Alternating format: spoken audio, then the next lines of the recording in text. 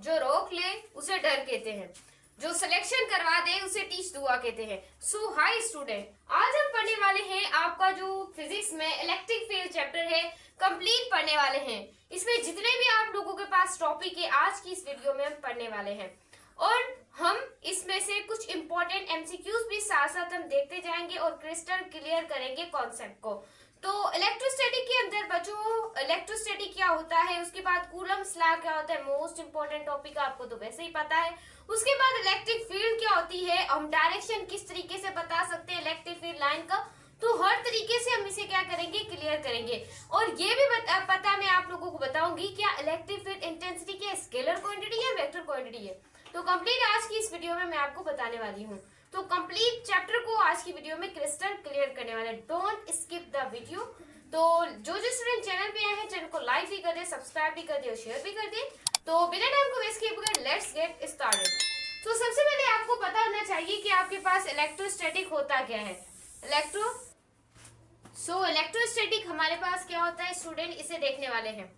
First topic यही है कि इलेक्ट्रोस्टैटिक हमारे पास होता क्या है।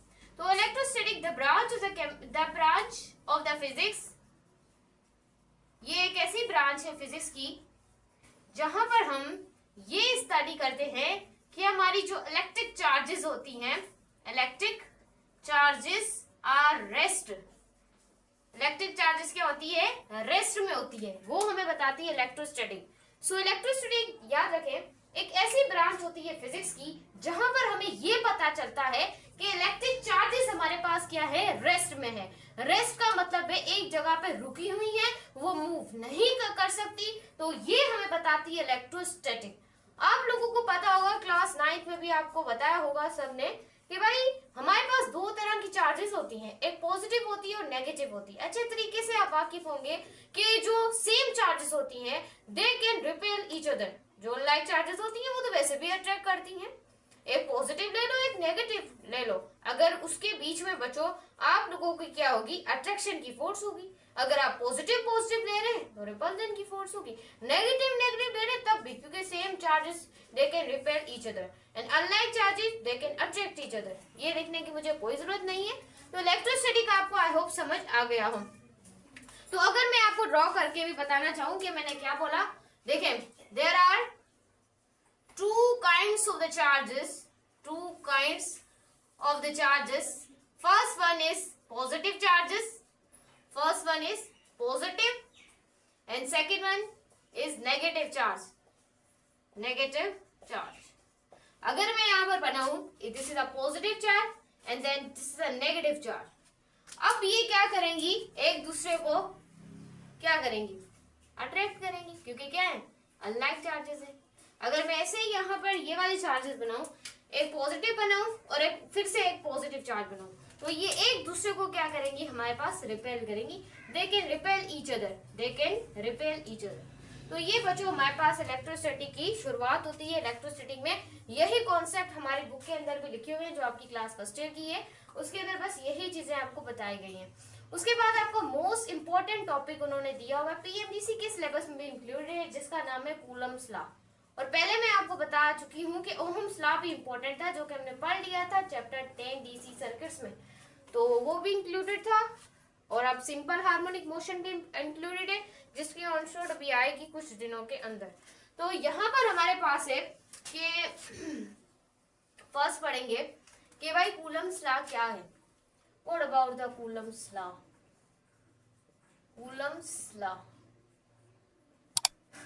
हमारे पास जो कूलम्स लॉ है वो बताता है, it is a quantitative measurement बताता है, और रिलेशनशिप बताता है कि किस तरीके से मैग्नीट्यूड ऑफ द चार्जेस है और रेडियस, इस तरीके से ये बताएगा। लेकिन ये एक तरह का क्वांटिटेटिव रिलेशनशिप बताता है, और पूछा जाएगा कि क्वांटिटेटिव रिलेशनशिप को किसने इन्वेस्टिगेट किया, तो आप बोलेंगे the quantitative relationship was investigated by Charles Coulomb. कब इन्वेस्टिगेट करवाया? 17th सेंचुरी में कराया, 80 में कराया, 90 में कराया। मैम 20 में तो हम जा ही नहीं सकते, क्योंकि 20 में तो अभी तक कोई हमारे बताया ही नहीं किया, क्योंकि हम 90 वाले की अब हम 20 में पढ़े, सही है ना। तो होगा ये कब इन्वेस्टिगेट करवाया? 18th सेंचुरी में। लेकिन कौन सा ईयर होगा? तो 1884 में उन्होंने ये लॉ को पेश किया। तो यहाँ पर लिख सकते हैं, it is a quantitative measurement, it is a quantitative measurement was investigated by Charles Coulomb. कब इन्वेस्टिगेट करवाया? 1884 में ये लॉ को उन्होंने पेश किया। अब अगर आपको ये पता है तो आपको कुछ पता है कि कूलम्स लॉ क्या है, आपको साइंटिस्ट का नाम पता है, उसका काम पता है। अगर आपको स्टेटमेंट नहीं पता तो आपको लॉ का कुछ भी नहीं अंदाजा कि लॉ क्या है। तो लॉ की स्टेटमेंट बहुत इंपॉर्टेंट होने वाली है। तो स्टेटमेंट अगर समझ गए तो लॉ फिर समझ आने वाला है। तो कूलम्स लॉ की हमारे पास क्या स्टेटमेंट होनी चाहिए? बच्चों जो आपका, अगर हम कूलम्स लॉ की तरफ देखें तो जो मैग्नीट्यूड है इलेक्ट्रोस्टैटिक फोर्स का, वो डायरेक्टली प्रोपोर्शनल है the product of the charges के प्रोडक्ट के, और इनवर्सली प्रोपोर्शनल हो जाता है कूलम्स लॉ कहता है रेडियस के। तो यहाँ पर लिख लेते हैं, फिर हम समझते हैं with the help of the diagram. The magnitude of electrostatic force, E S से मैं लिख देती हूँ इलेक्ट्रोस्टैटिक फोर्स, आपने समझ है ना, ई एफ लिख देती हूँ। इलेक्ट्रोस्टैटिक फोर्स इज directly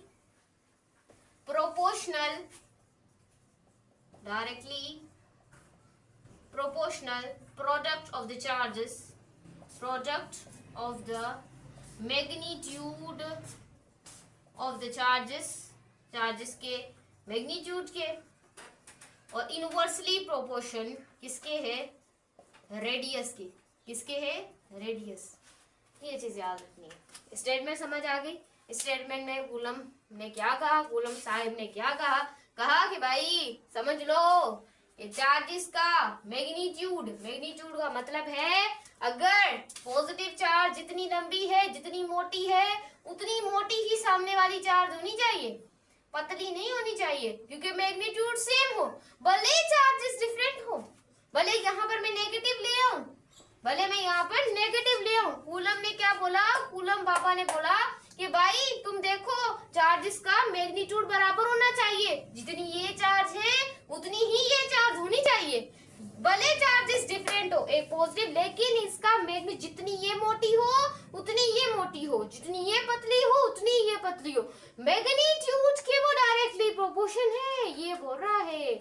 और रेडियस के कूलम ने बोला कि ये तो भाई क्या है, अगर मैग्नीट्यूड चार्जेस बढ़ेगी, उनका मैग्नीट्यूड बढ़ेगा, उसके ऊपर इलेक्ट्रोस्टैटिक फोर्स बढ़ेगी। अगर रेडियस सामने आ गया तो सब खत्म हो जाएगा, ये हमें कहा। तो अगर हम फॉर्मूला यहाँ पर बनाना चाहें, what is the formula of the coulomb law, तो देखिए सबको पता होगा कूलम्स लॉ का फॉर्मूला, नहीं पता तो देख ले, F इज इक्वल टू के Q1 Q2 upon R square.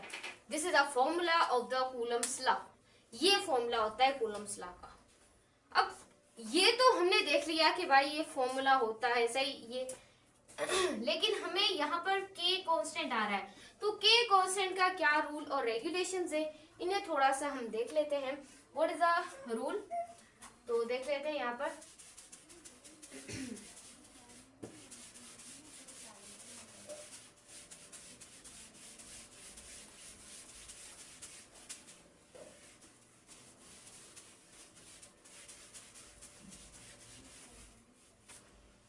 तो यहाँ पर आपने देखना है कि फॉर्मूला हमारे पास जो था कूलम्स लॉ का फॉर्मूला, अभी हमने जो किया था ये वाला था, F इज इक्वल टू के Q1 Q2 upon R square, ये फॉर्मूला था। बच्चों यहाँ पर एक कांस्टेंट भी तो आता है ना, तो इस कांस्टेंट की आपको वैल्यू पता होनी चाहिए, 1/4 पाई एप्सिलॉन नॉट, ये इसकी क्या होती है वैल्यू, क्योंकि अब हम इसको चेक कर कर यहाँ पर देखने वाले हैं, सही है ना। तो बच्चों यहाँ पर आपने देखना है ये जो एप्सिलॉन नॉट है, क्योंकि ये कांस्टेंट से तो इनकी भी वैल्यू होगी, इनकी भी कोई वैल्यू होगी ना, बिल्कुल वैल्यू होगी। तो एप्सिलॉन नोट आप ई नहीं पढ़ना इसको, ये ई नहीं है, ये इस तरीके से स्मॉल लेटर का उन्होंने ई बनाया है, उसके साथ ये नोट, तो इसको पढ़ने का एक तरीका होता है जिसको हम कहते हैं एप्सिलॉन नोट। क्या बोलते हैं? Epsilon note. इसकी एक वैल्यू होती है 8.85, 10⁻12 होती है, और हमारे पास होती है कूलम स्क्वायर पर न्यूटन मीटर स्क्वायर। ये इसकी क्या होती है? वैल्यू होती है। उसके बाद बच्चों एक के की भी वैल्यू होती है जो कि याद रखनी पड़ेगी आपको, नई सवाल में नहीं बताई जाएगी। 9 × 10⁻9 होती है, न्यूटन मीटर स्क्वायर होती है, पर कूलम स्क्वायर होती है। ये दोनों कॉन्स्टेंट्स की वैल्यू आपको याद करनी पड़ेगी, ये कोई मुश्किल तो नहीं है, ये तो आप खड़े खड़े याद कर सकते हैं। तो यहाँ पर देखना है, अब हमने यहाँ पर कूलम्स लॉ के फॉर्मूले में के की वैल्यू को पुट करने जा रहे हैं। तो ये हो जाएगा F = 1/4 pi epsilon note Q1 Q2 upon R²। ये क्लियर है? अब बच्चों हमने के की वैल्यू पुट कर दी, मैं फॉर्मूले में फर्क नहीं आया क्योंकि यहाँ पर के था, यहाँ पर हमने क्या कर दी? उसकी वैल्यू पुट कर दी। कोई फर्क है? नो मैम, कोई फर्क नहीं आया इसमें। अब बच्चों यहाँ पर इसे आप कर सकते हैं, this is vacuum. Ma'am vacuum का क्यों फॉर्मूला इसे बोल रहे हैं? क्योंकि बच्चों वैक्यूम का मतलब होता है दे can not present the medium, वहां पर कोई मीडियम प्रेजेंट ना हो, उसको आप कहते हैं बच्चों वैक्यूम, या कोई एयर होनी चाहिए, सही ना? तो तब आप ये वाला फॉर्मूला यूज करेंगे, ये चीज आपने याद रखनी है। अब बच्चों यहाँ पर ऐसा हो, effect of medium, effect of medium, अगर हम मीडियम लेयर, अगर हम चार्जेस के बिटवीन, ऐसे चार्जेस कोई पड़ी थी, उसके चार्जेस के बीच में हम क्या ले आए? कोई मीडियम ले आए, कोई रुकावट ले आए, कोई रेजिस्टेंस ले आए, रुकावट ले आए चार्जेस के बिटवीन। तो रुकावट जैसे चार्जेस के बिटवीन आएगी तो बच्चों इफ वी इंट्रोड्यूस, क्या? If we introduce the medium between the charges, if we introduce a medium between the charges, electrostatic force decreases with amount of medium you are placed. मैंने आपको English में क्या बोला? मैंने बोला है कि दो चार्जेस हैं, अगर उसके बीच में आप कोई भी मीडियम इंट्रोड्यूस करवाएंगे तो इलेक्ट्रिक फोर्स उतनी ही, एमसीक्यूज भी मैंने काफी ज्यादा एमडीकेट्स की बुक्स में देखा है और चेक भी किया है एमसीक्यूज। अगर आप एमसीक्यू सॉल्व करेंगे तो बार बार आपकी एमडीकेट में बार बार रिपीट हुआ है कि अगर हम चार्जेस के दरमियान अगर हम कोई मीडियम को इंट्रोड्यूस करवा दें तो पता है इलेक्ट्रोस्टैटिक फोर्स कितनी डिक्रीज होगी? तो बच्चों इलेक्ट्रोस्टैटिक फोर्स उतनी ही डिक्रीज होगी जितना आप medium, the amount of medium are placed, जितने अमाउंट का मीडियम प्लेस करेंगे। ऐसे आपको एमसीक्यूज आएगा कि इफ वी, मैंने आपको वैसे ही बता दिया, इंट्रोड्यूस्ड आ मीडियम करें चार्जेस के बिटवीन, तो इलेक्ट्रोस्टैटिक फोर्स, वाई है द इलेक्ट्रोस्टैटिक फोर्स, आप ऐसे एमसीक्यूज पूछा जाता है। Why electrostatic force are degree, जो भी आप लिख सकते हैं, मैं आपको एग्जांपल दे रही हूँ।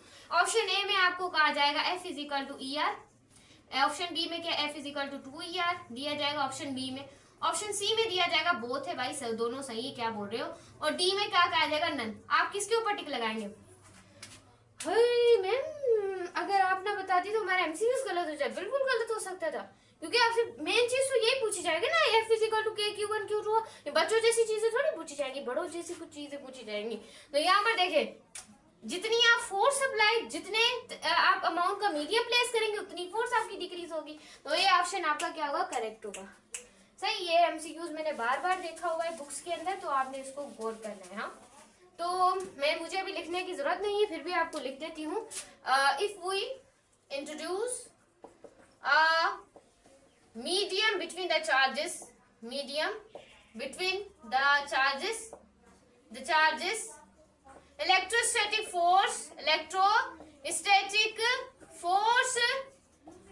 decreases, जितनी डिक्रीज होगी, जितने अमाउंट का आप अमाउंट ऑफ मीडियम आप क्या करवाएंगे बच्चों? प्लेस्ड करवाएंगे, उतनी इलेक्ट्रोस्टैटिक फोर्स आपकी क्या होगी? डिक्रीज होगी। समझ आया आपको? तो यहाँ पर देखें, F = फॉर्मूला चेंज हो जाएगा क्योंकि अब मीडियम वाला फॉर्मूला हमारे पास लगेगा। समझ आ रहा है ना आपको? तो यहाँ पर जैसे एप्सिलॉन नोट था, अब मीडियम के लिए हमारे पास ER आ जाएगा। इसे देखिए बच्चों, आप एप्सिलॉन नोट को बोलते हैं परमिटिविटी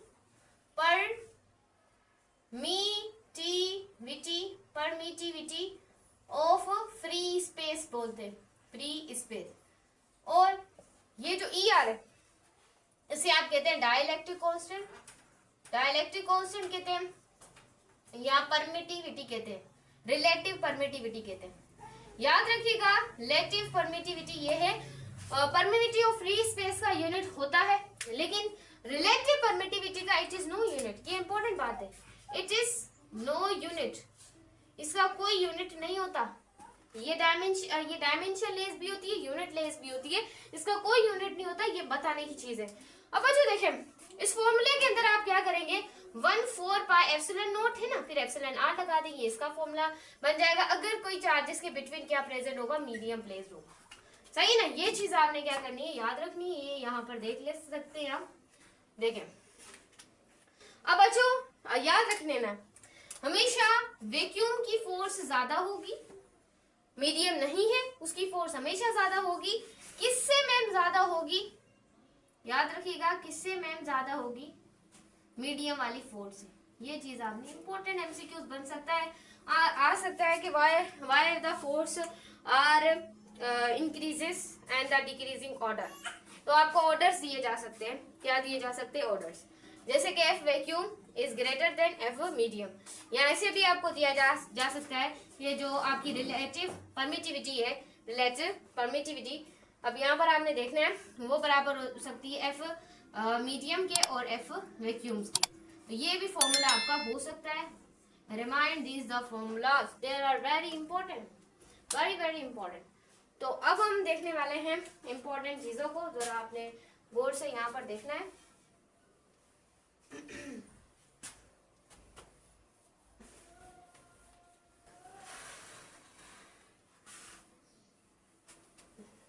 देखें कैप में बहुत सही आ रहा है। तो चलें स्टूडेंट्स, अब आगे हम पढ़ने वाले हैं कुछ और चीजों को। हमने यहाँ पर एंड अप किया है किसका, कूलम्स लॉ का। कूलम्स लॉ के बारे में हमने पढ़ा है कि भाई कूलम्स लॉ क्या होता है, क्या एमसीक्यूज बन सकते हैं, क्या इंपॉर्टेंस है कूलम्स लॉ की, इसको हमने क्या किया है बच्चे, डिस्कस किया है। अब हम पढ़ने वाले हैं कि बच्चों इलेक्ट्रिक फील्ड के बारे में, कि भाई इलेक्ट्रिक फील्ड क्या होती है, इसको हम बहुत डिटेल से देखने वाले हैं। तो यहाँ पर आपने गौर से देखना है कि भाई इलेक्ट्रिक फील्ड क्या होती है, इलेक्ट्रिक फील्ड क्या होती है। कूलम्स लॉ में जितनी इंपॉर्टेंट चीजें थी हमने देख ली हैं, और आपको पता होंगी तो आप पता कर ले, बट इतनी आपको पता होनी चाहिए। What about the electric field, electric field क्या होती है। अब सवाल यह आता है कि मैम ऑर्बिटल वेलोसिटी की अगर मैं बात करूं, मैंने आपको बार बार ऑर्बिटल वेलोसिटी बहुत डिटेल में पढ़ाई क्योंकि इंपॉर्टेंट टॉपिक था ऑर्बिटल वेलोसिटी। तो बच्चों इस तरीके से ही चार्जेस इतने स्पेस पे होने के बाद, एक चार्जेस मेरे साथ में, एक चार्जेस फॉर एग्जांपल ये मार्कर को मैं चार्जेस बोल देती हूँ, इतने डिस्टेंस पर होने के बाद भी ये आपस में कैसे फोर्स लगा रहे हैं, कैसे फोर्स लगा रहे हैं, इसके दरमियान में कौन सी चीज मौजूद है जो इतने डिस्टेंस पर होने के बाद भी ये फोर्स लगा रहे हैं। जैसे ग्रेविटेशनल है, ग्रेविटी। अब देखिए इतने डिस्टेंस पर होने के बाद भी फोर्स लगती है, हर जगह पे फोर्स लगती है। अगर हम चले जाए न्यूटन के कॉन्सेप्ट की तरफ, क्योंकि न्यूटन का लॉ क्या है, आपके पास यूनिवर्सल है। बाकी जो आपके पास लॉ है ओहम्स लॉ, वो यूनिवर्सल नहीं है, क्योंकि वो हर जगह अप्लाई नहीं होता, वो ओहमिक कंडक्टर के ऊपर अप्लाई होता है। मैंने आपको पढ़ा दिया है, अगर आप नई मेरे मुंह से बातें सुन रहे हैं तो नॉलेज हासिल करें इसमें से। तो इस तरीके से बच्चों न्यूटन्स लॉ आपका यूनिवर्सल होता है। ये इंपॉर्टेंट एमसीक्यू बन सकता है डायनामिक में, सही, डायनामिक्स में भी ये हो सकता था, आप देख सकते हैं। बच्चों इतने मैग्नीट्यूड चार्जेस इतने दूर होने के बाद भी इतने डिस्टेंस के ऊपर भी वो फोर्स अप्लाई करते हैं, क्योंकि बच्चों उनके दरमियान में क्या मौजूद होती है, इलेक्ट्रिक फील्ड। इलेक्ट्रिक फील्ड की वजह से ही इतनी दूर चार्जेस होती हैं, तब भी वो एक दूसरे के ऊपर बच्चे क्या अप्लाई करती हैं, फोर्स अप्लाई करती हैं। अगर चार्जेस मैं एक वहां पर रखूं, वो उसके ऊपर रखती हूँ, जो हमारे पास होती है छत, उसके ऊपर रखती हूँ, दूसरी चार्ज मैं जमीन के ऊपर रखती हूँ, वो इतनी दूर है तब भी वो क्या लगाएंगी, फोर्स लगाने की कोशिश करेंगी, क्योंकि उनके दरमियान में क्या है, इलेक्ट्रिक फील्ड है। तो हम क्या बात करेंगे, इलेक्ट्रिक फील्ड है। तो बच्चों कोई भी चीज होती है, कोई अब उसमें कॉन्सेप्ट में चल जाए, मैकेनिक्स के कॉन्सेप्ट में चले जाए, क्योंकि मैकेनिक्स में न्यूटन का सेकंड लॉ बहुत बड़ी अहमियत अदा करता है। आपने पढ़ा होगा, आप ऑसिलेशंस पढ़े चैप्टर, अभी तक मैंने आपको जितने भी पढ़ाए, मैंने देखा है कि न्यूटन का लॉ हर जगह एप्लीकेबल है, हर जगह एप्लीकेबल है, पूरी दुनिया में एप्लीकेबल है। मेरे ख्याल से जो 12वां 13वां 14वां चैप्टर है उसमें भी वो यूज हो के हमारे फॉर्मूले निकलाएगा। तो इस तरीके से बच्चों इतनी दूर होने के बाद भी चार्जेस एक दूसरे के ऊपर फोर्स अप्लाई करती हैं। तो ये हमारे पास क्या है, इलेक्ट्रिक फील्ड है। इलेक्ट्रिक फील्ड होने की वजह से इतने डिस्टेंस पर होने के बाद भी चार्जेस एक दूसरे के ऊपर फोर्स अप्लाई करती हैं। सही। इट इज अ स्पेस, ये एक ऐसा space, it is a space होता है और एक बच्चों रीजन होता है। एक स्पेस होता है, एक रीजन होता है अराउंड द चार्जेस, चार्जेस के अराउंड, चार्जेस के गिर्द, around the charges, around the charges. उस स्पेस, उस रीजन को आप क्या बोलते हैं, electric field. Around the charges या इलेक्ट्रिक चार्जेस से आप क्या बोलते हैं, इलेक्ट्रिक फील्ड। इलेक्ट्रिक फील्ड कहते हैं। अगर मैं आपको कुछ एग्जांपल अगर मैं आपको देना चाहूँ तो ये देखें बच्चों, एक चार्ज है जिसे नाम देती हूँ क्यू नोट का, एक चार्ज है जो कि हमारे पास क्या है, क्यू चार्ज है। सही है। अब बच्चों मुझे कैसे पता चलेगा कि इलेक्ट्रिक फील्ड है, आपको कैसे पता चलेगा इलेक्ट्रिक फील्ड है? क्या क्या करेंगे हम? एक दूसरे के मुंह पे 2-3 थप्पड़े मारेंगे फिर पता चलेगा, ऐसे थोड़ी होगा। अब यहाँ पर देखें, ये एक चार्ज है क्यू नोट और ये चार्ज है क्यू। अब क्यू चार्ज जो है उसको मैं चेक करना चाहती हूँ कि सच में इसके गिर्द इलेक्ट्रिक फील्ड है या नहीं। तो मुझे टेस्ट करने के लिए एक टेस्ट चार्ज लेनी पड़ेगी, एक दूसरी चार्ज वैसी मुझे मंगवानी पड़ेगी।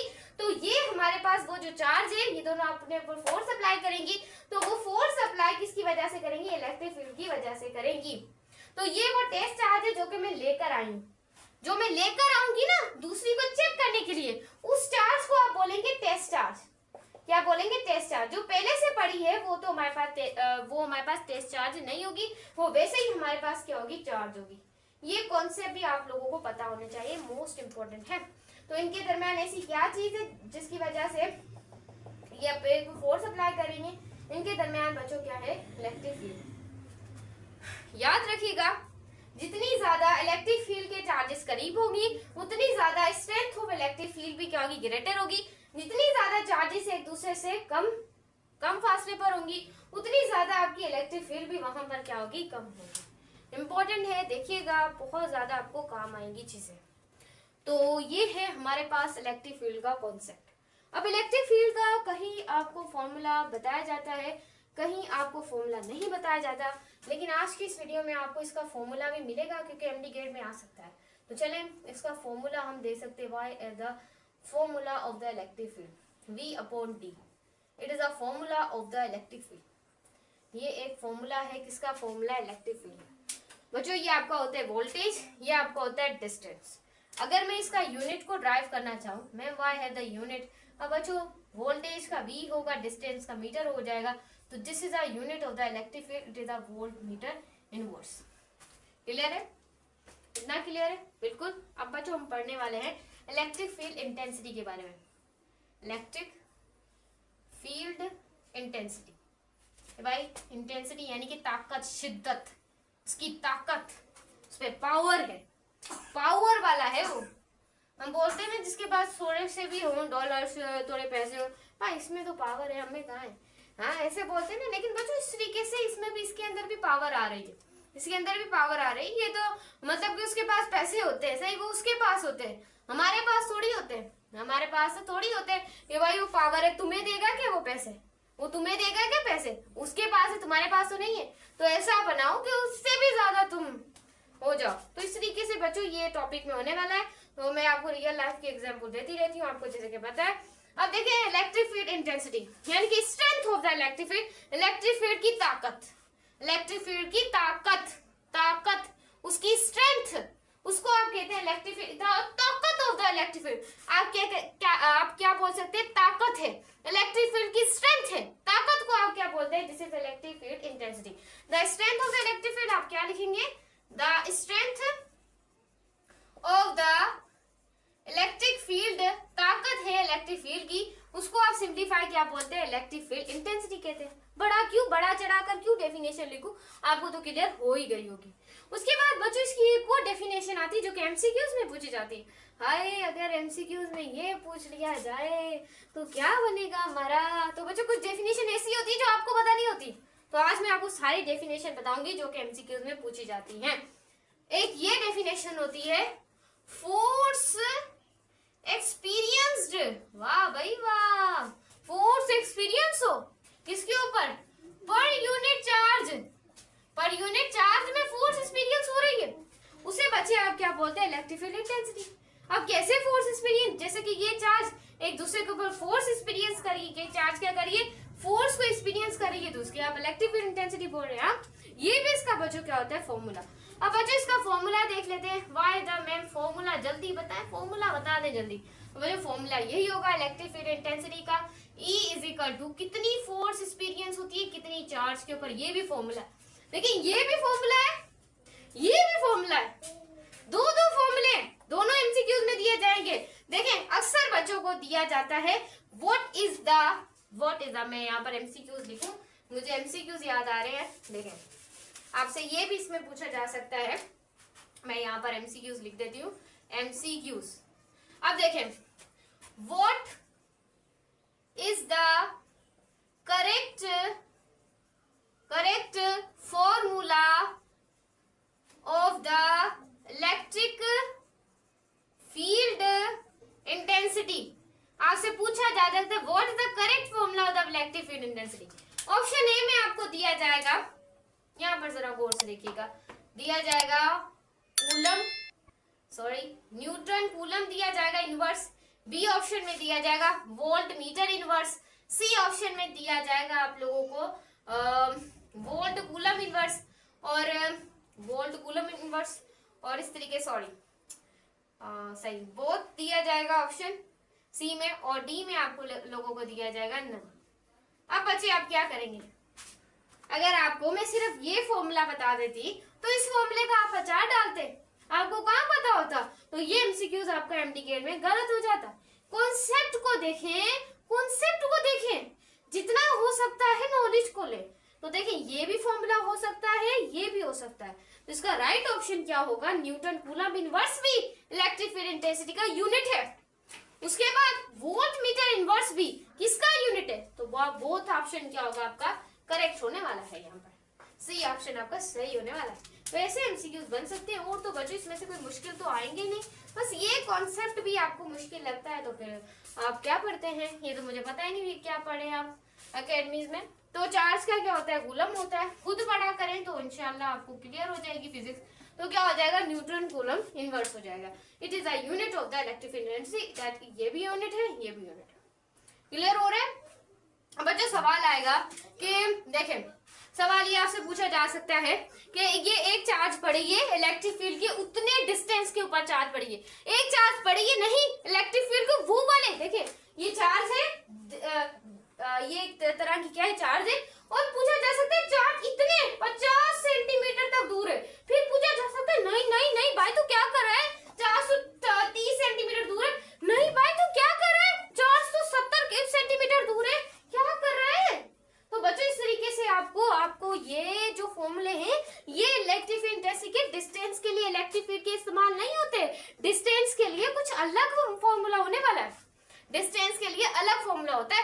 आइसोलेटेड का मतलब होता है, आइसोलेटेड चार्जेस का मतलब है छोटी मुन्नी सी चार्जेस। अब वो मुन्नी सी चार्जेस पड़ी हुई है बहुत सेंटीमीटर के ऊपर, तो आप बोलेंगे मैम ने हमें पढ़ाया था। हाँ भाई हमें तो हलवा हो गया था फॉर्मूला। क्या करते इन दोनों में से कोई एक निकाल के, आपको वैल्यू तो पता होती नहीं है, आपको एमसीक्यूज में कुछ और दिया जाता है, आप ये फॉर्मूला लगाते, हाँ बोलते डिवाइड कर देते, सारों को होता है यार 30 है तो मल्टीप्लाई करते 20 से ऑन हो गए भाई क्या कर रहे हैं। उसके बाद एक क्या करेंगे 30 को 20 से 0 मर गया, अब ये जो होगा हम 32 ऑन लिख देते, क्या है ये क्या है? आप उस वक्त तो खुश हो जाते हैं, लेकिन एमसीक्यूज गलत हो जाता है। हाँ भाई हाँ, तो डिस्टेंस के लिए इलेक्ट्रिक फील्ड इंटेंसिटी का एक और फॉर्मूला होता है।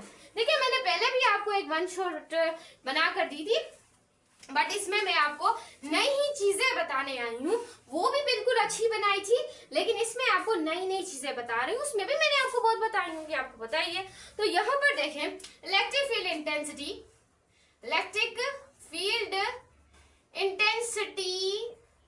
ताकत शिद्दत। अब देखें electric field isolated point charges के बीच में क्या कर रहे हैं? तो देखें electric field intensity isolated point charges. अब देखिए बच्चों यहाँ पर भी हमारा कूलम चाचा आ जाएगा, अकॉर्डिंग टू द कूलम चाचा आ गया मैम, यहाँ पर भी आ गया। क्या कर रहे हैं हम लोग?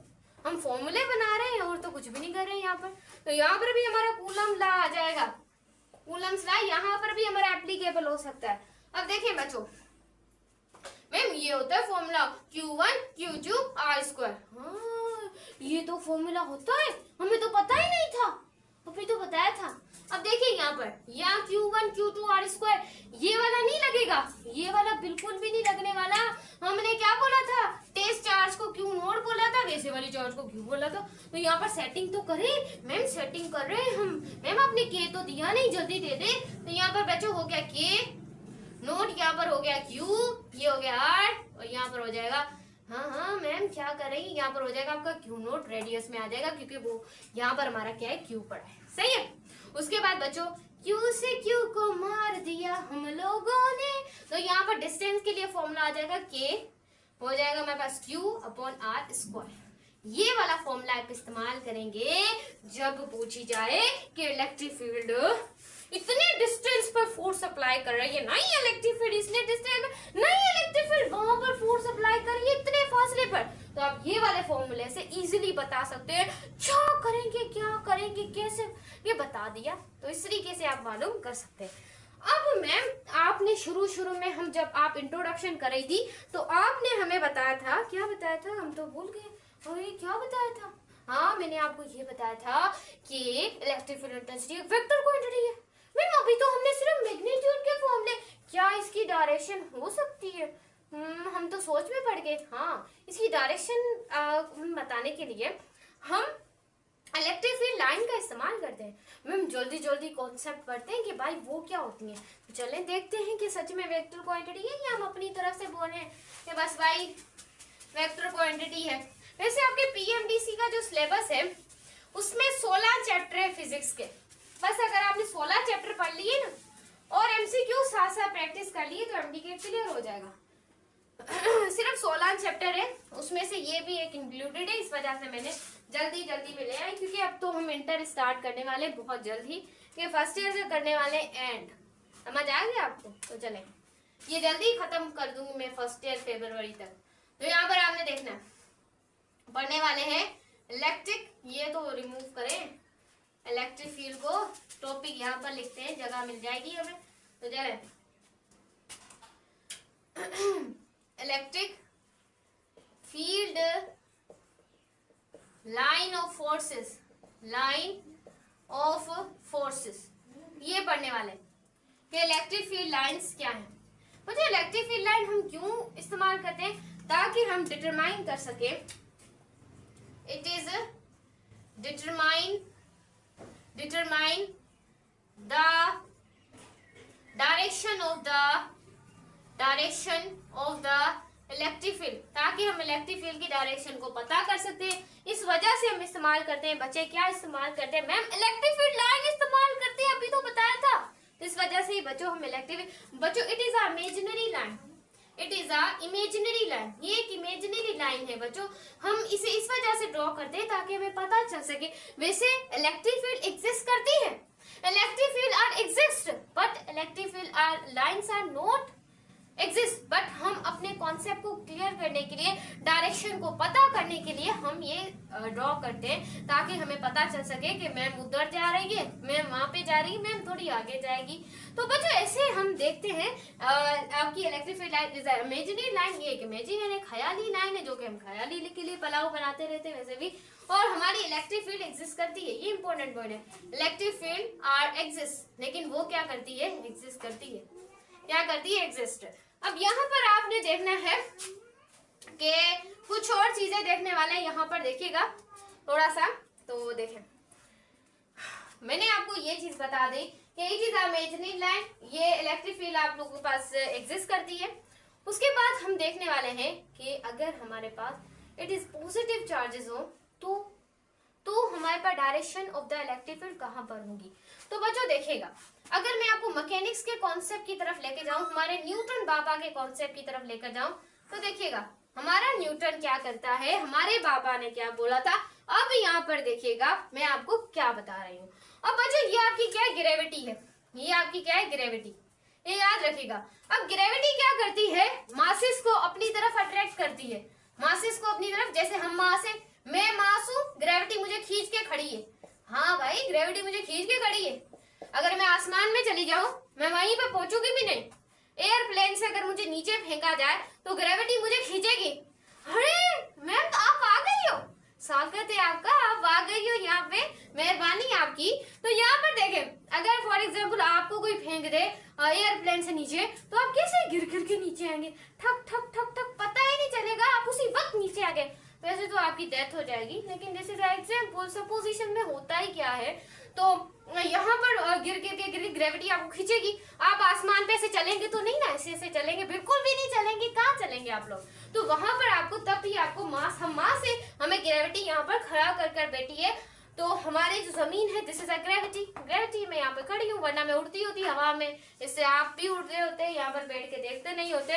तो यहाँ पर हमेशा याद रखिएगा, जो ग्रेविटी की डायरेक्शन होती है वो toward the centre, toward the centre. तो इसकी भी डायरेक्शन में पता चल जाए ग्रेविटी कहाँ पर होती है, टूवर्ड द सेंटर। मैम यहाँ तो सेंट्रीपिटल फोर्स भी आ गई, आपने अच्छे तरीके से पढ़ाया था। तो देखें, कॉन्सेप्ट्स अगर आपकी क्लियर हो तो आपको पुरानी बातें भी याद आती रहती हैं। तो यहाँ पर बच्चे देखिएगा, अगर मैं यहाँ पर पॉजिटिव चार्ज को ड्रॉ करूँ, this is a positive charge. Ma'am क्या कर रही है, ये तो नेगेटिव चार्ज है।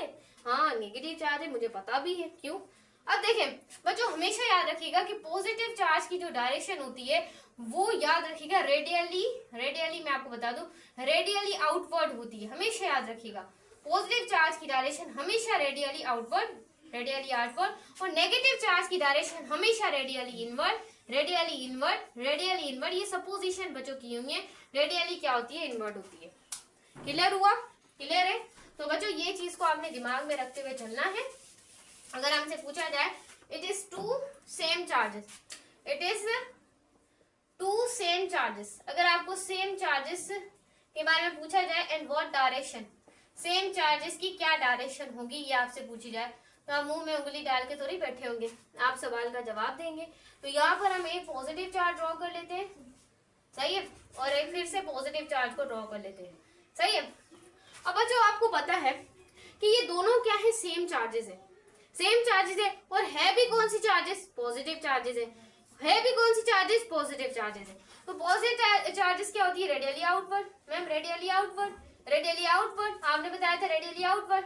तो ये बच्चों एक दूसरे को क्रॉस नहीं करेंगे।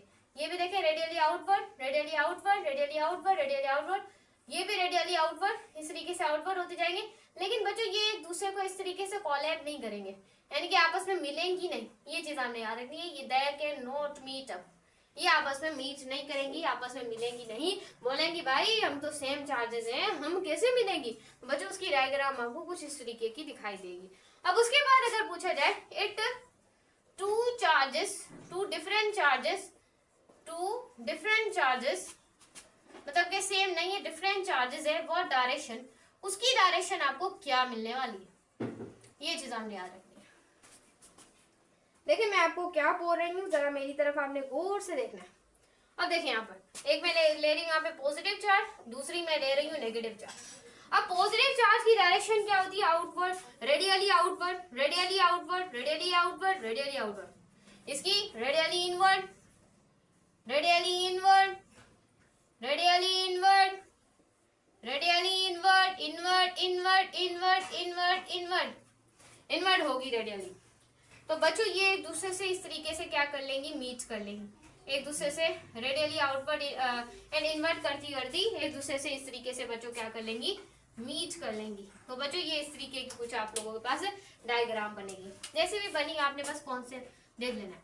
अब बच्चों आप लोगों के पास दी जा सकती है कि एक यूनिफॉर्म प्लेट भी दी जा सकती है, यूनिफॉर्म प्लेट भी दी जा सकती है। वहां पर बच्चों आपकी डायरेक्शन, एक पॉजिटिव प्लेट दी जा सकती है, this is a positive plate, and एक दी जा सकती है, this is a negative plate, एक पॉजिटिव और दूसरी क्या है, नेगेटिव। अब बच्चों याद रखिएगा ये इस तरीके से यूनिफॉर्मली डिस्ट्रीब्यूटेड होंगी इस तरीके से। तो ये बस आपने प्लेट्स याद रखनी है कि यूनिफॉर्म प्लेट किस तरीके से इलेक्ट्रिक फील्ड लाइन में होती है, तो आपने ये देख लेना। अब बच्चों कुछ प्रॉपर्टीज है इलेक्ट्रिक फील्ड लाइंस की जो कि आपको पता होनी चाहिए, इंपॉर्टेंट है। तो जरा हम प्रॉपर्टीज को यहाँ पर देख लेते हैं कि इलेक्ट्रिक फील्ड लाइन की हमारे पास प्रॉपर्टीज क्या है। तो जरा आपने इसको देख लेना है गौर से, what the property of the electric field line. तो बोर्ड बहुत गंदा। बच्चों अब हम पढ़ने वाले हैं कि प्रॉपर्टीज क्या होती हैं इलेक्ट्रिक फील्ड की। सो डिस्कस। तो बच्चों यहाँ पर आपने देखना है कि द प्रॉपर्टीज, कौन सी प्रॉपर्टीज है, properties of electric field lines. Properties देखने वाले हैं, this is the properties of the electric field lines. Electric field lines. तो यहाँ पर थोड़ा देखिएगा। फर्स्ट प्रॉपर्टी बच्चों आपको ये कहती है कि हमेशा याद रखिएगा, इलेक्ट्रिक फील्ड लाइन और ओरिजिनेट, इलेक्ट्रिक फील्ड लाइन जो शुरू होती है वो हमेशा पॉजिटिव चार्ज से होती है, एंड टर्मिनेट, खत्म, टर्मिनेट का मतलब होता है खत्म, खत्म हमेशा कहां पर होती है, नेगेटिव चार्ज से।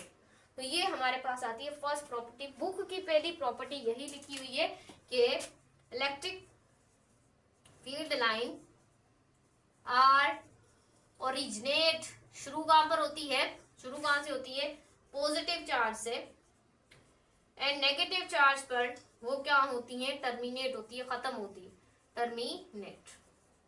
सेकंड प्रॉपर्टी क्या है, देखिए यहाँ पर हमेशा याद रखिएगा, electric field line are not intersect each other, वो एक दूसरे से ना इंटरसेक्ट करती है ना क्रॉस करती है, क्योंकि electric field line have only one direction, उसकी सिर्फ एक ही डायरेक्शन होती है। अगर मैं यहाँ पर आइंस्टाइन बन जाऊं, यानी कि आइंस्टाइन के बाद मैं बड़ी एक साइंटिस्ट बनने वाली हूँ, तो मैंने क्या किया, मतलब कि साइंटिस्ट बन गई मैं, तो मैंने ये डिस्कवर करती हूँ मैं कि इलेक्ट्रिक फील्ड लाइन की वो एक दूसरे से क्या करेंगे, क्रॉस करेंगे। अगर मैं साइंटिस्ट बन जाऊं तो मैं ये डिटरमाइन कर सकती हूँ कि मुझे लगता भी है कि अगर इलेक्ट्रिक फील्ड लाइन एक दूसरे से क्रॉस कर जाए तो ऐसा भी तो हो सकता है उसकी बहुत सारी डायरेक्शन बन जाए। हाँ, ये भी ऐसा भी हो सकता है ना, क्योंकि हमें डिटरमाइन कर लेना चाहिए कि चीज अगर ऐसी है तो ऐसे भी तो हो सकती थी, क्यों ऐसे है। तो बच्चों उन्होंने काफी ज्यादा इस चीज के ऊपर रिसर्च की, लेकिन उनको सिर्फ यही पता चल सका कि इलेक्ट्रिक फील्ड लाइन क्रॉस नहीं करती क्योंकि इसकी एक ही डायरेक्शन है। बस आपको इतना ही लेना है, अब आगे तक मेरी तरह नहीं सोचना। तो अब देखने वाले यहाँ पर इसकी प्रॉपर्टी के जो हमारे पास इलेक्ट्रिक फील्ड लाइन आर यहाँ पर do not cross each other, एक दूसरे से क्रॉस नहीं करती, do not cross each other, एक दूसरे से क्रॉस नहीं करती, क्योंकि ओनली हैव वन डायरेक्शन, इसकी सिर्फ एक ही डायरेक्शन होती है। अगर ज्यादा डायरेक्शन होती तो आइंस्टाइन को पीछे छोड़ लेते हम, चले आइंस्टाइन, अब हम तुझसे आगे निकल जाते हैं। तो यहाँ पर आपने देखना है, देखने वाले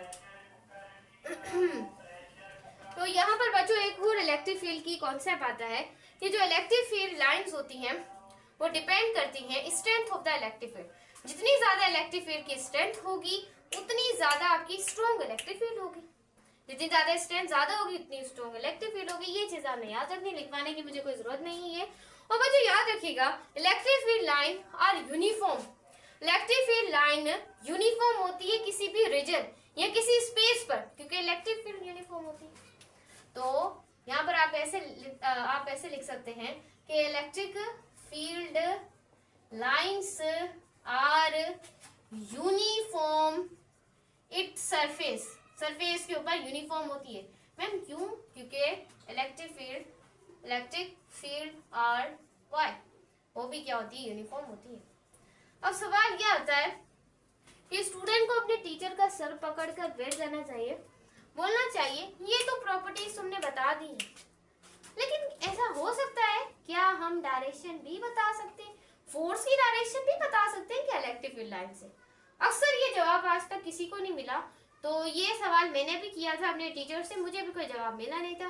फिर उसके ऊपर मैंने काफी ज्यादा रिसर्च की, तो यहाँ पर जो आपकी केपीके की बुक है, खैबर पख्तूनख्वा, आपको पता है, वहां पर इसका बहुत जवाब लिखा पड़ा था, क्योंकि एमडीकेट क्लियर करने के लिए आपको केपीके की बुक और पंजाब की बुक दोनों पढ़नी पड़ती है। इस वजह से मैं कुछ पॉइंट आपको उसके भी बताती हूँ और कुछ अपनी जो हमारी सिंध है क्या करें, उसके भी कुछ पॉइंट यहाँ पर, ज्यादा पॉइंट मैंने यहाँ पे KPK के लिखे हुए हैं, तो जरा गौर कीजिएगा। उन्होंने इसका ये जवाब लिखा हुआ है कि हम किसी भी सर्किल के ऊपर अगर टेंजेंट को ड्रॉ करें तो हम डायरेक्शन ऑफ द फोर्स को बता सकते हैं। कितना क्लियरली आंसर बन गया। तो इस तरीके से बच्चों आपको कॉन्सेप्ट्स के बारे में पता होना चाहिए। तो आपको कॉन्सेप्ट की चीजें मिल रही हैं तो लाइक सब्सक्राइब लाजमी किया करें।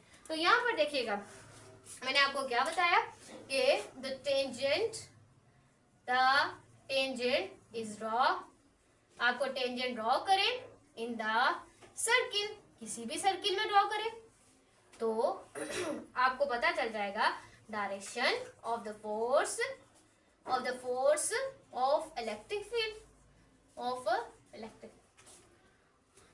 हो गया क्लियर। तो ये आपके पास क्या थी, प्रॉपर्टीज थी किसकी, इलेक्ट्रिक फील्ड। एंड इसके ज्यादा आपको कुछ भी नहीं पता होना चाहिए, कुछ भी नहीं पता होना चाहिए। हाँ, ज्यादा मत पढ़िएगा, इसके अलावा कुछ भी नहीं पता होना चाहिए।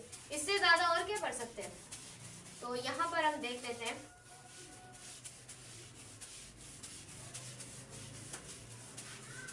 तो यहाँ पर बच्चों आपने देखना है कि अब हमारा जो टॉपिक है वो है पोटेंशियल डिफरेंस।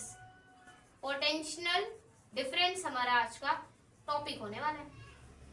तो जरा देखिएगा, देखिए पोटेंशियल डिफरेंस पढ़ने से पहले आपको इलेक्ट्रिकल पोटेंशियल्स के बारे में पता होना चाहिए। अब बच्चों अगर हम सबसे पहले इलेक्ट्रिकल पोटेंशियल को देखते हैं, अब ये आप लोगों के पास क्या है, पॉजिटिव प्लेट है। This is a positive plate and that it is a negative plate. ये आप लोगों के पास क्या है, नेगेटिव प्लेट। दोनों अपोजिट प्लेट से बिल्कुल में। तो इलेक्ट्रिक फील्ड कहां से ओरिजिनेट होती है, positive to negative, positive to negative, positive to negative, positive to negative, positive to negative, सही ओरिजिनेट हुई। अब बच्चों मुझे अगर किसी भी चार्ज को के अंदर एनर्जी को स्टोर करवाना है, किसी भी चार्ज के अंदर मुझे एनर्जी को स्टोर करवाना है, तो मुझे उस फील्ड के अगेंस्ट वर्क डन करना पड़ेगा, तभी उसके अंदर एनर्जी स्टोर हो जाएगी। जैसे कि मैंने आपको इतने अच्छे चैप्टर पढ़ाए कि अब तो मेरा दिमाग घूमने लगता है जब मैं ये दोबारा बताती हूँ। तो यहाँ पर देखें, एक ग्राउंड है, दिस इज अ ग्राउंड। इस ग्राउंड से मैं किसी ऑब्जेक्ट को एक खास हाइट पे ले आई हूँ, किसी खास हाइट पे ले आई हूँ। समझ आया ना आपको, किसी खास हाइट पर ले आई। तो बच्चों जब भी मैं किसी ऑब्जेक्ट को इलेक्ट्रिक फील्ड, ग्रेविटेशनल फील्ड, या अब हम इलेक्ट्रिक फील्ड की बात करेंगे तो मेरे मुंह से इलेक्ट्रिक फील्ड निकल रहा है, तो अगर ग्रेविटेशनल फील्ड के अगेंस्ट में किसी ऑब्जेक्ट को यहाँ पर था, उसको लेकर इस पे ऊपर वर्क डन कर कर मैं इसे खास हाइट पे ले आई। क्या ले आई, किसी खास हाइट पर ले आई। तो जैसे ही मैं इस खास हाइट पर लेके आई तो मैंने फील्ड के अगेंस्ट वर्क किया, फील्ड के अगेंस्ट वर्क किया, तो इसके अंदर एनर्जी स्टोर हो जाएगी। वो कौन सी एनर्जी खास हाइट पर स्टोर होती है, this is called the potential energy. क्या होती है, पोटेंशियल एनर्जी। अब हम पढ़ने वाले हमारा प्यारा सा कॉन्सेप्ट, मैम क्या नाम है, अभी तो लिखा है इलेक्ट्रिकल पोटेंशियल, पढ़ेंगे फिर उसका डिफरेंस पढ़ लेंगे। तो यहाँ पर बच्चों क्या करते हैं, मैं पॉजिटिव चार्ज को ले आती हूँ यहाँ पर, ये पॉजिटिव चार्ज। अब मैं इसको फील्ड के अगेंस्ट वर्क कर, ये कौन सी फील्ड है, इलेक्ट्रिक फील्ड है। अगर मैं वर्क डन करवाऊंगी किसी भी मूव करती हुई यूनिट पॉजिटिव चार्ज पर, यूनिट पॉजिटिव चार्ज मूव करेगी अगेंस्ट द इलेक्ट्रिक फील्ड, उसके अंदर भी एनर्जी स्टोर हो जाएगी। तो उसी को तो बोलते हैं, मैम क्या बोला क्या बोला क्या बोला क्या बोला, उसको हमने बोलते हैं इलेक्ट्रिकल पोटेंशियल। लिखने की जरूरत है नहीं नहीं नहीं, यहाँ लिख देती हूँ। चले कॉन्सेप्ट भी साथ साथ देखते जा रहे हैं, डेफिनेशंस भी देखते जा रहे हैं, क्योंकि लिखना भी होगा आप लोगों को अक्सर। तो यहाँ पर देखिएगा, work done is moving unit positive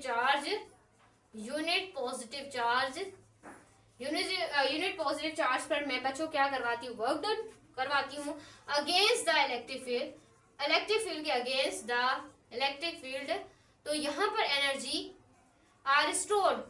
stored हो जाती है, एनर्जी बचे क्या हो जाती है, स्टोर हो जाती है। तो उसको बच्चों आप कहते हैं इसका इलेक्ट्रिकल पोटेंशियल। अक्सर टीचर आपको फेक कहानी सुनाते होंगे, कहते होंगे मैट्रिक में पढ़ा था तुमने, अभी भी तुम्हें नहीं आता। तो टीचर से एक सवाल करा करें कि आप जब हमें पढ़ाते हैं तो कभी आपको भी जवाब नहीं आता, क्योंकि आपने वो चीज पढ़ी ही नहीं होती। तो आपको टेंशन लेने की कोई जरूरत नहीं है कि टीचर बोलते हैं मैट्रिक में पढ़ा तुम्हें फर्स्ट ईयर में नहीं आया। तो ऐसी चीजें मत सोचा करें। आप नई से नई चीजों को देख लिया करें, क्योंकि वो खुद पढ़ के आते हैं कहीं से। यहाँ मैं आपको सच बता रही हूँ, झूठ तो मैं आपसे बोलूंगी नहीं, देखिएगा यहाँ पर। तो आप इस खटारे टीचरों की टेंशन नहीं लेनी आपने। तो यहाँ पर आप लोगों ने देखना है, अब हमारा टॉपिक आने वाला है जिसको हम कहते हैं पोटेंशियल डिफरेंस। क्या बोल रहे हैं? Potential difference. ये चीज आपने याद रखनी है। थोड़ा सा चैट जीपीटी से सवाल कर लेते हैं, फिर बोलते हैं उससे डेफिनेशन लिखवाते हैं, फिर बोलते हैं कि भाई हमें तो इतना होता है, वाह भाई वाह, क्योंकि डिग्रियां लेने से कुछ नहीं होता, दिमाग में भी वो चीज होनी चाहिए, तभी वो एक कॉन्सेप्चुअल टीचर कहलाता है। तो यहाँ पर देखिएगा बच्चे, मैं फिर से क्या करती हूँ, एक प्लेट रख लेती हूँ, एक पॉजिटिव प्लेट, समझ आया? पॉजिटिव प्लेट, और दूसरी आप लोगों के पास क्या आती है? Negative plate. सही, एक नेगेटिव प्लेट है। सही, अब हमें पता है electric field originate to positive, terminate to negative, originate to positive. No. तो यहाँ पर देखें, ये कर लिया तो हमने। तो बच्चों हमें इस फिर से बच्चों क्या करेंगे, कोई पॉजिटिव चार्ज लेंगे, उसको फील्ड करेंगे। मैम आप पॉजिटिव चार्ज ही क्यों ले रही हैं? आप भी हमें पागल बना रही है क्या? मैम जल्दी जल्दी जल्दी जल्दी जल्दी। तो बच्चों देखें, मैं आपको सवाल बताते सवालों के जवाब भी देती रहती हूँ। अब देखें, क्योंकि बच्चों अगर मैं नेगेटिव चार्ज रखूं तो वो क्या हो जाएगा? अवे फ्रॉम द फील्ड हो जाएगा। तो हमें इस वजह से पॉजिटिव चार्ज लेते हैं, ताकि वो अलोंग द फील्ड रहे। क्या रहे? अलोंग द फील्ड रहे। ये कौन से बच्चे आपने क्या करना है, अच्छे तरीके से याद कर लेना है कि मैंने क्या बोला है। तो बच्चों हम इलेक्ट्रिकल पोटेंशियल का भी डिफरेंस इस तरीके से लेते हैं। याद रखिएगा कि वर्क डन करवाएं, मैम क्या करवाएं?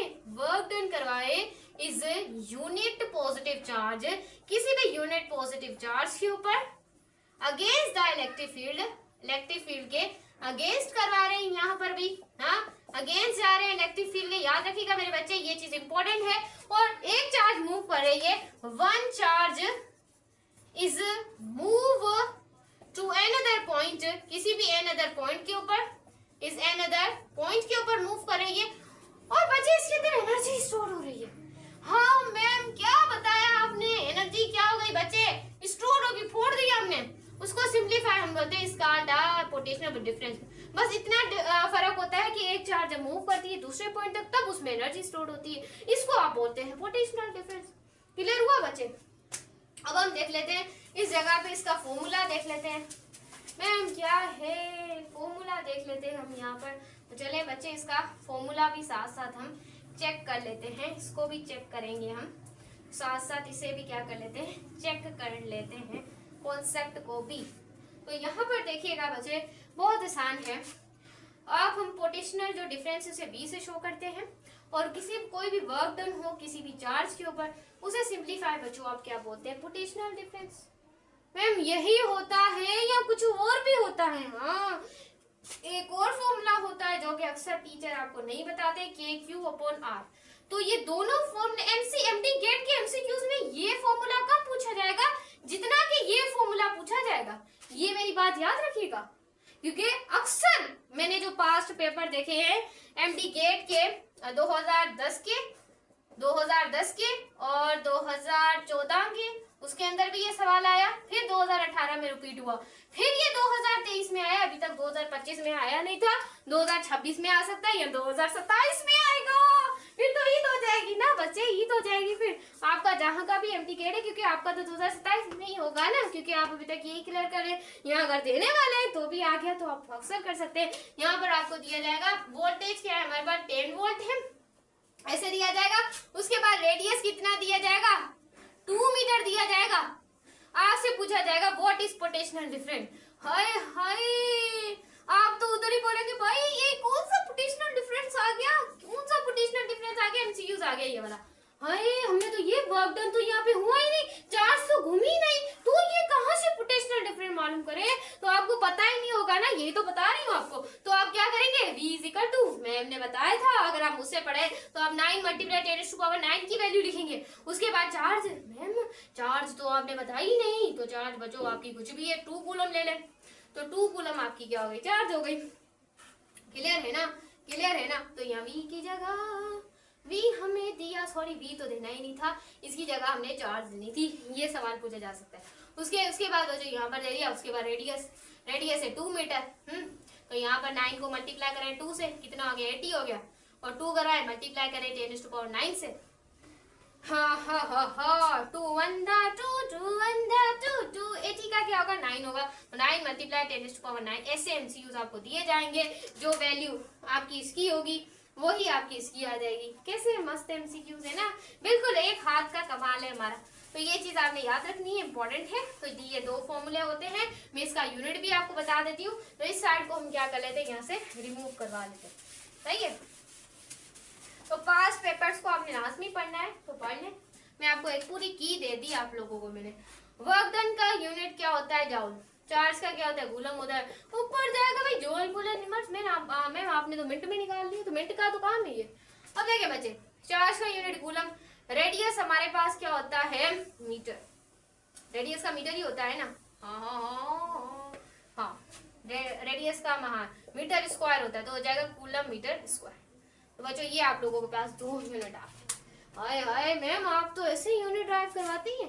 तो बच्चों यहाँ पर एक चीज और भी देख लें कि आपसे इनिशियल और फाइनल भी पोटेंशियल डिफरेंस की वैल्यू दी जा सकती है, तो आप वी लिखें, वी लिखते हैं। अक्सर स्टूडेंट को अरेंज करना नहीं आ रही होती, तो देखें change in work done divided by charge. तो एक ये आप लोगों के पास फॉर्मूला बन जाता है। एक फॉर्मूले से 1000 फॉर्मूले बना सकते हैं, दिमाग होना चाहिए। अगर बच्चों आपसे चेंज हो रहा है वर्क डन, आपको ऐसा भी दिया जा सकता है वी बी माइनस, ये भी वोल्टेजेस भी चेंज हो रहे हैं और पोटेंशियल डिफरेंस भी चेंज हो रहा है, तो आप कर ले you B minus U A कर ले, इनिशियल फाइनल इसका भी कर ले और चार्ज कर ले। तो कितने फॉर्मूले हो गए मैम, कितने फॉर्मूले हो गए। तो ऐसे भी फॉर्मूले आप क्रिएट कर सकते हैं। देखिए ऑन शॉट कितने मिनट की हो गई है, कभी कभी तो मेरी बंद भी हो जाती है खुद ही खुद। तो यहाँ पर देखें, अब यहाँ पर देखिएगा, अब हम पढ़ने वाले हैं इलेक्ट्रिक फ्लक्स को। किसको पढ़ने वाले हैं, इलेक्ट्रिक फ्लक्स। थोड़ी बड़ी है ऑन शॉट, लेकिन कॉन्सेप्चुअल है, बिल्कुल अंदर कॉन्सेप्ट छुपा हुआ है हर एक चीज के अंदर। तो यहाँ पर देखिएगा कि भाई क्या फॉर्मूला होने वाला है, क्या मसाले आने वाले हैं, क्या हम खाने वाले हैं। तो यहाँ पर देखिएगा आप लोगों को कॉन्सेप्ट आपका क्लियर हो जाएगा। तो चलिए क्लियर टू क्लियर करने वाले हैं अपने कॉन्सेप्ट को। तो बच्चों यहाँ पर आपका जो आज का टॉपिक है, आज का जो टॉपिक है हाँ ये पढ़ रहे। तो बच्चों हमारे पास क्या इलेक्ट्रिक फ्लक्स है, आज का टॉपिक नहीं है मैम, इलेक्ट्रिक फ्लक्स साथ साथ हम पढ़े। तो मुझे देखिएगा, एक खिड़की खुली हुई है, एक विंडो खुली हुई है, बाहर से आ रही है ठंडी ठंडी हवा। एक खिड़की खुली हुई है, बाहर से आ रही है ठंडी ठंडी हवा, गर्मियां हैं। वाह भाई वाह मैम आप क्या बात कर रही हैं। तो बच्चों वहां पर एक खिड़की से, विंडो से, तो यहाँ पर देखना है कोई भी विंडो है, वहां से क्या करी, विंडो से हवा एयर आ रही है, एयर उस विंडो से क्या करिए टकरा रही है। तो बच्चों हम इसको बोलेंगे ये एयर का फ्लक्स आ रहा है। अगर आप बच्चों हम बात करें किसी भी सरफेस के ऊपर अगर इलेक्ट्रिक फील्ड लाइन आकर बच्चों इलेक्ट्रिक फील्ड उससे अगर लाइन टकराए तो वो आपके पास हो जाएगा इलेक्ट्रिक फील्ड। बिल्कुल आसान है। ये देखें कोई सरफेस में यहाँ पर ड्रॉ कर देती हूँ, देखिएगा जरा देखिएगा सरफेस कैसे ड्रॉ करते हैं हम। तो दिस इज अ सरफेस, चलिए ड्रॉ कर रहे हैं सरफेस, इस तरीके से ड्रॉ की है सरफेस।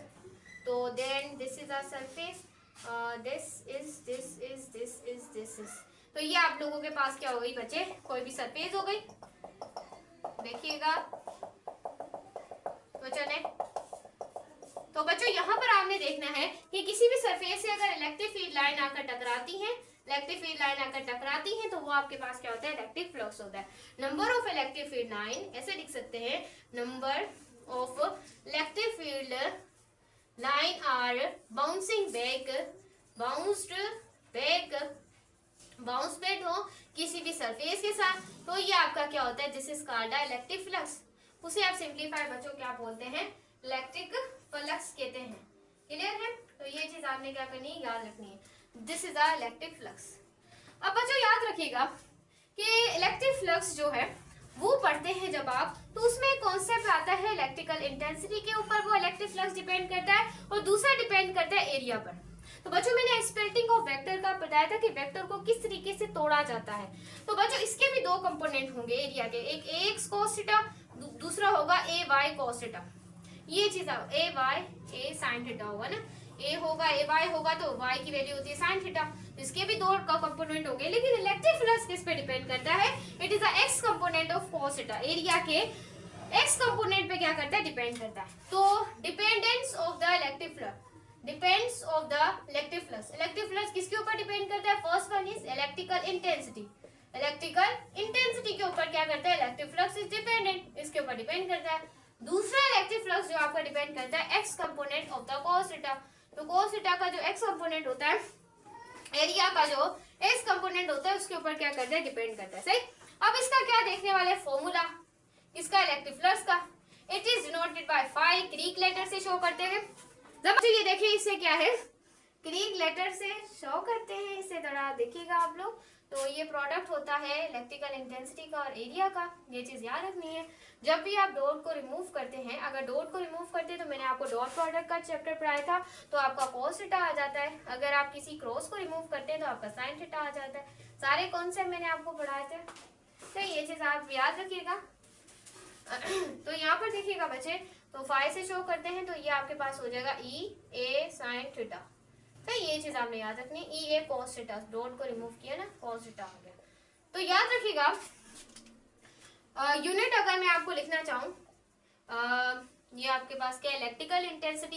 इलेक्ट्रिकल इंटेंसिटी का जो आपके पास बच्चे यूनिट होता है, वो होता है, अभी देख लेते हैं, force experience per unit charge, Newton coulomb inverse, ये इसका यूनिट होता है, न्यूटन कूलम इनवर्स। यहाँ पर हम मीटर स्क्वायर लिख देते हैं यहाँ पर, और यहाँ पर लिख देते हैं कूलम। सही है ना बच्चे। तो इसका यूनिट हो जाएगा न्यूटन मीटर स्क्वायर पर coulomb inverse. This is a unit of the electric flux.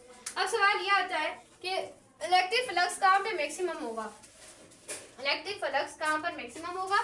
तो यहाँ पर देख लेते हैं कि why the electric flux are maximum, किस जगह पे इलेक्ट्रिक फ्लक्स आपका मैक्सिमम होने वाला है, मैक्सिमम इलेक्ट्रिक फ्लक्स। याद रखिएगा इसकी बहुत सारी कंडीशन बन जाती है मैक्सिमम होने की। अगर इट इज द डायरेक्शन, अगर जो डायरेक्शन है आप लोगों की इलेक्ट्रिक फील्ड की और इलेक्ट्रिकल इंटेंसिटी की, and direction of area are same, direction of area same होगी, तो अब भी इलेक्ट्रिक फ्लक्स आपका मैक्सिमम होगा।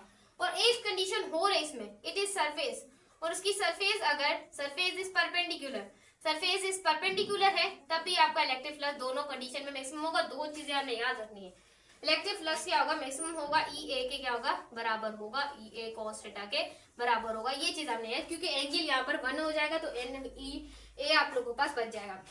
उसके बाद minimum electric flux, minimum electric flux कब होगा, यहाँ पर देखिएगा।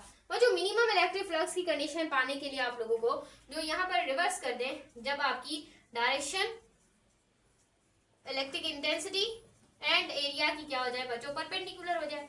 डायरेक्शन अब परपेंडिकुलर हो जाए, और आप लोगों की जो इट इज सरफेस, जो आपकी सरफेस है वो क्या हो जाए, आपकी पैरेलल हो जाए, तो उस कंडीशन में आपका इलेक्ट्रिक फ्लक्स क्या हो जाता है, 0 हो जाता है। ये होगी condition, this is a condition of the electric flux. अब this is the last topic on the video, उसको पढ़ने वाले हैं इलेक्ट्रिक डायपोल। बहुत छोटा है, 2 मिनट में खत्म हो जाएगा, शुरू होते ही खत्म हो जाएगा ये। तो यहाँ पर देखिएगा इलेक्ट्रिक डायपोल क्या होता है, इलेक्ट्रिक डायपोल। वो जो इलेक्ट्रिक डायपोल को अगर मैं यहाँ पर बताना चाहूँ, मैं थोड़ा सा बड़ा करके लिख देती हूँ, आपको पता चले टॉपिक क्या पढ़े। This is electric dipole. वो जो इट इज अ पेयर, ये एक तरह का जोड़ा होता है, एक तरह का पेयर होता है, एक तरह का, उसमें बच्चों आपका equal magnitude of the charges, charges का मैग्नीट्यूड बच्चों आपका क्या हो, इक्वल हो, एंड डिफरेंट चार्जेस हो, डिफरेंट मुख्तलिफ चार्जेस हो, लेकिन मैग्नीट्यूड उनका सेम हो, और एक वो सेपरेटेड एक डिस्टेंस के ऊपर पड़ी हो, सेपरेटेड एक डिस्टेंस पर हो, उसे आप सिंप्लीफाई, इसका बस आपने डेफिनेशन पूछी जा सकती है, उसे आप कहते हैं इलेक्ट्रिकल डायपोल। क्या बोलते हैं, इलेक्ट्रिकल डायपोल। अब इलेक्ट्रिकल डायपोल हम यूज क्यों करते हैं, इसमें केमिस्ट्री का टॉपिक यहाँ पर क्यों आ गया। इलेक्ट्रिक डायपोल मूवमेंट आपने केमिस्ट्री में चैप्टर नंबर 4 में पढ़ा होगा कि इलेक्ट्रिकल डायपोल क्या होता है। It is a magnitude of the charges and separated by distance, it is called the electric dipole movement आप इसे कहते हैं। अगर आपने केमिस्ट्री भी अच्छी पढ़ी है तो क्लियर होगा, सारे कॉन्सेप्ट को क्लियर करें तभी एमडीक्यू क्लियर होने वाला है। तो जरा आपने यहाँ पर देखना है इलेक्ट्रिक डायपोल क्या बताती है, इट इज अ स्ट्रेंथ, इस वजह से हमने इसे इस्तेमाल किया, it is a strength of the electric field. ये इलेक्ट्रिक फील्ड की क्या बताती है, स्ट्रेंथ, ताकत बताती है, इस वजह से हम इसे फिजिक्स में लेकर आए अपना काम करने के लिए। और direction of the electric dipole, electric pole की डायरेक्शन क्या होती है, negative to positive, negative to positive. और इलेक्ट्रिक फील्ड की डायरेक्शन क्या होती है, पॉजिटिव टू नेगेटिव, इसकी उल्टी है नेगेटिव टू पॉजिटिव। याद रखिएगा इट इज यूनिट, इसका जो यूनिट होता है वो होता है कूलम मीटर। क्या होता है, coulomb metre, not in inverse, only coulomb metre is the unit. उसके बाद बच्चों आपको इलेक्ट्रिक का डायपोल मूवमेंट भी बता दी जो उसका फॉर्मूला भी देखें। डायपोल मूवमेंट को P से शो करते हैं। It is a cross product of charge and displacement. Clear है? यूनिट को अगर आप देखना चाहें, चार्ज का कूलम होता है, डिस्टेंस का मीटर होता है। तो देख लिया ना कूलम मीटर, ड्राइव भी करवा दिया मैंने तुम्हें। अब बच्चों यहाँ पर देखिएगा कि आपसे पूछी जा सकती है इलेक्ट्रिक फील्ड स्ट्रेंथ बताएं ऑफ डायपोल मूवमेंट की इलेक्ट्रिक फील्ड आपने स्ट्रेंथ आपसे पूछी जा सकती है। तो आप क्या बताएंगे?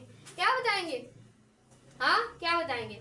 उसके लिए बच्चों एक फॉर्मूला होता है, E = 1/4πε0। उसको मल्टीप्लाई कर देते हम डायपोल मूवमेंट से और वाई क्यूब से।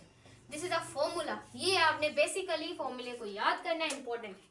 अब बच्चों इलेक्ट्रिक फील्ड जो है, electric field intensity in terms of the dipole movement strength बताने के लिए इलेक्ट्रिक फील्ड के हम यूज करते हैं। तो 1/4πε0 होगा। याद रखिएगा electric field intensity of dipole movement directly proportional होगी डायपोल मूवमेंट के साथ और इनवर्सली प्रोपोर्शनल होगी डायमीटर। जितना ज्यादा रेडियस होगा उतनी ज्यादा इलेक्ट्रिक फील्ड स्ट्रेंथ आपकी कम होती जाएगी। तो बच्चों ये थी आपकी एमडीके की वन शॉट जिससे इलेक्ट्रिक फील्ड जितने कॉन्सेप्ट हो सके मैंने आपको बता दिए। बस इससे ज्यादा आपको पढ़ने की कोई नीड नहीं है। अच्छी लगे तो लाइक सब्सक्राइब लाजमी कीजिएगा।